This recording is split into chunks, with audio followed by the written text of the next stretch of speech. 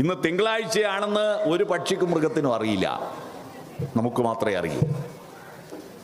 ഈ കാലത്തെ തന്നെ ദിവസത്തെ പലതായി മുറിച്ചു നമ്മൾ. എങ്ങനെയാ ദിവസത്തെ മുറിച്ചത്? ആദ്യം മുറിച്ചത് യാമങ്ങളായിട്ടാണ്. യാമങ്ങൾ അറിയാൻ എന്തായിരുന്നു മാർഗം? അന്ന് ക്ലോക്കും ടൈം പീസും അലാറം ഒന്നും ഇല്ലാത്ത കാലത്ത് യാമങ്ങൾ അറിയണമെങ്കിൽ അമ്പലങ്ങളിൽ നിന്നും കൊട്ടാരങ്ങളിൽ നിന്നും ശംഖ് വിളിക്കും. അപ്പോൾ ഒരു യാമം കഴിഞ്ഞു.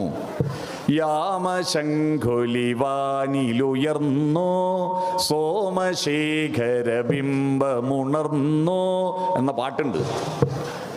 യാമങ്ങൾ കഴിഞ്ഞിട്ട് പിന്നെ നാഴികകളായി, വിനാഴികകളായി. നാഴികകൾ കേട്ടിട്ടില്ലേ? 7:30 പുലരാൻ 7:30 നാഴിക വെളുപ്പിന് ഉണർന്നോ എന്ന് പറയുന്നതാണ് 7:30 പുലച്ചക്ക് എഴുന്നേറ്റു എന്ന് പറയുന്നത്. നാഴികയെ കുറിച്ചിട്ട് ഇവിടുന്ന് ഹരിപ്പാടേക്ക് അത്ര ദൂരല്ലേ ഉള്ളൂ.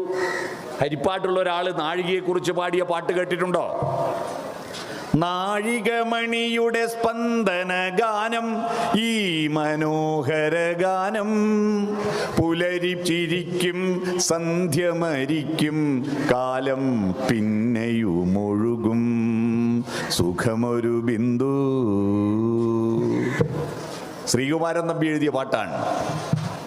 നാഴികകൾ, വിനാഴികകൾ, പിന്നെ മണിക്കൂറുകൾ ഉണ്ടായി, മിനിറ്റുകൾ ഉണ്ടായി, സെക്കൻഡുകൾ ഉണ്ടായി. ഈ കാലബോധം ഉണ്ടായത് ആദ്യത്തെ ത്രികാലബോധത്തിൽ നിന്നാണ്. ആ ത്രികാലബോധത്തിനെയാണ് ഓം എന്ന് പറയുക.